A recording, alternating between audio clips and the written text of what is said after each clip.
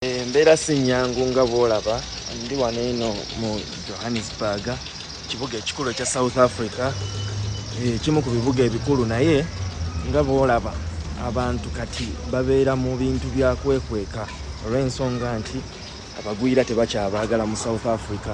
Era akavidiyo kano nga bw'olaba nkakoze mu winter, tuli mu winter, bitundu ebimu abantu babeera mu mayumba, naddala ebitundu ebijjuddemu abagwira abangi. Amaduuka tebakyagagula, abantu abakolera mu bibuga abasinga, kubanga abantu abatuwaayo be baate aba South Africa betuwangala nabo, kati bo bamanyi abagwira we babeera.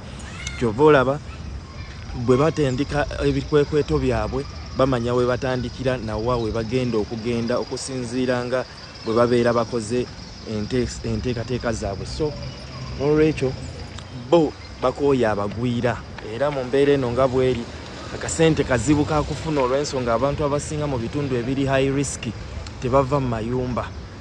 Batuwadde ensalesale nga 3 June okubeera nga buli mugwira yenna afuluma okuva mu South Africa okudda ewaabwe. So mu mbeera eyo abantu abasinga bonna basobeddwa, tebamanyi kyekiddako, tebamanyi kyekyakola. Naye kati nganze mpangala n'aba South Africa era babeera boogera, kati mu kwogera omwo tuwulira olw'ensonga nti bo nga bo balina groups ze babeeramu era mwe bateeseza.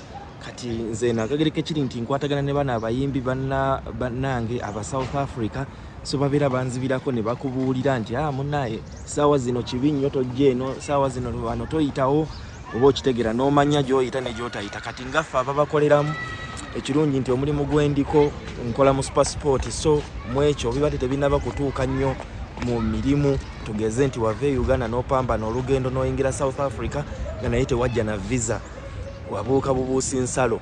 So ebyo byonna bigenda okujja nti visa ekutaasa butaasa nga otuuse ku poliisi, naye bwe bakugwako obugwi tebafaayo bya visa, tebafaayo oba olina ebikwogerako oba tolina, kubanga ne mu malwaliro tebatukkiriza, mu bifo ebyolukale, mu maduuka, wonna wosinkana aba South Africa bwe bakugwirako ng'oli mugwira bakuwoninga buwonizi ne bakugamba nti weetegeke odde ewammwe. N'olwekyo abantu baffe tugezaako era naffe okubakubiriza, bagamba nti bw'oba tolina nnyo bikutambuza, kuba road blocker nazo zisusse obungi, buli wooyita basooka kubuuza bikwogerako, buli wooyita ate ekitabaddeewo luli.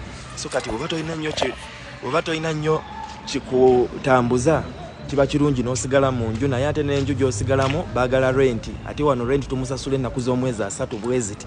So abantu basobeddwa kubanga kuva omwezi ogwokusatu tubadde mu dduka, ate kati bano bisusse kubanga kati buli muntu n'atalina buyinza, n'atali wa poliisi, n'atali kimukakatako okubuuza ebikwogerako.